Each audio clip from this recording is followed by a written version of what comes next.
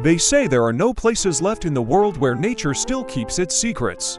Say my name is Nazar. I work as a landscape photographer, and I have spent my life looking for locations where just one shot can tell a whole story. But there are stories that are better not to photograph, but better to forget. But I can't. Because what happened to me last fall still doesn't let me. It all started with a letter. Custom Misty Valley. Your best shot. I didn't know who sent it, but at that moment I was in a creative hole, without inspiration, without orders. So I packed my backpack, took my camera, tripod, and left. The valley was far up in the mountains. The road was broken, the navigator barely worked, and the connection disappeared halfway. But the place was incredible. Thick pine trees, a cold wind, and a white fog that lay flat on the ground, as if someone had covered the valley with a blanket. I set up the tent and immediately started taking photos. But what was strange was that the camera stubbornly refused to focus. In any frame, it was as if something in the fog was moving. In the evening, when the sun set, the valley changed. The wind died down. All sounds disappeared, even the insects. The silence became so deafening that I began to hear my own heartbeat. And then I heard footsteps. Not your own, not random. Clear, slow, heavy, like a person walking barefoot on wet ground. I jumped out of the tent, but saw no one. The fog was so thick that visibility was only 5 meters. The lantern tore through the whiteness of the air, but did not pierce it. Is anyone here? I shouted. There was no echo. The voice was just absorbed. I returned to the tent, but the footsteps began again. This time, closer. And now they were joined by a sound I will never forget. A faint scraping sound, like a long fingernail scraping against metal. I jumped back because I realized they were scratching at my tripod. In the morning the fog seemed to get even thicker, but now I began to notice silhouettes. First one, then two, then there were more of them. The figures stood between the trees and did not move. As if I approached one closer, and through the lens I saw a drop U-Haul, and then the figure leaned slightly, as if looking at me. I rushed back, but my foot slipped and I fell. The camera flew out of my hands and rolled straight towards the silhouette.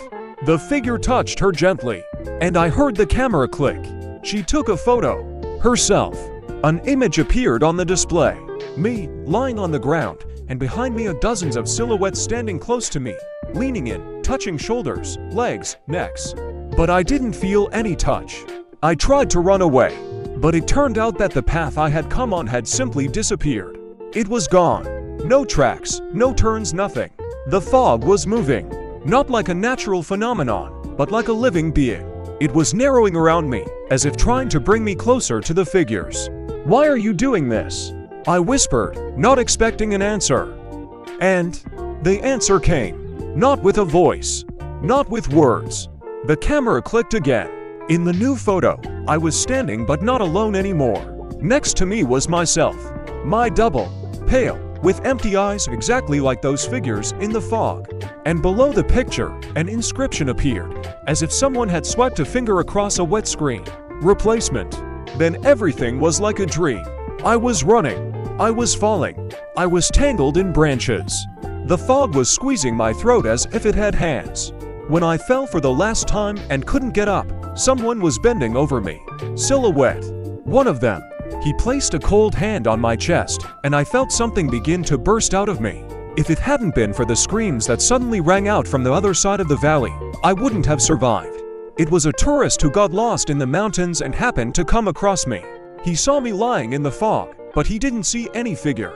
For him, I was just fighting in convulsions. He pulled me out of the valley and called the rescuers. But the worst thing happened at home. When I was looking through the photos on the camera, the last image was taken at 3 in the morning, when I was already lying in the hospital. In the photo, I'm sleeping, in my room, and in the doorway stands a figure without eyes. And under the photo, the same inscription, replacement not completed. If you see this video, never go to Misty Valley. Don't look for it. Don't ask where it is. Because if she wants to find you, she will. And when the fog touches your feet, remember, there are always those waiting there who need a new body. He who runs away will only postpone the inevitable. And whoever returns will no longer be himself.